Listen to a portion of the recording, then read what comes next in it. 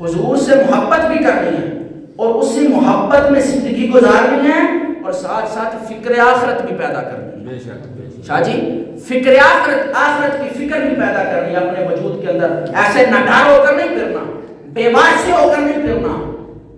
نڈار نہیں ہونا، اپنے اندر خوف پیدا کریں جس طرح حضرت صدیق اکبر اپنے وجود کے اندر خوف رکھا کرتے تھے، جس طرح علی شیر خدا اللہ کے خوف سے ڈرا کرتے تھے۔ خدا کی قسم حضرت علی شیر خدا کرم اللہ تعالی وجہ الکریم آپ جنتی صحابی ہیں، جنتی صحابی جو مصطفیٰ کے نور سے بنے وہ صحابی، آپ جنتی صحابی اور حضور کی اہل بیت میں سے ہیں۔ اب ان کو پتہ ہے حضور نے بشارت دے دیا کہ جنتی ہیں، مگر خدا کی قسم حضرت علی شیر خدا اللہ کا خوف رکھا کرتے تھے اور اس قدر رویا کرتے تھے کہ جب دن ہوتا تو میرے نبی کے ساتھ جا کر جنگوں میں شرکت کیا کرتے تھے اور جب رات ہوتی تو ساری رات خوف الہی میں رویا کرتے تھے۔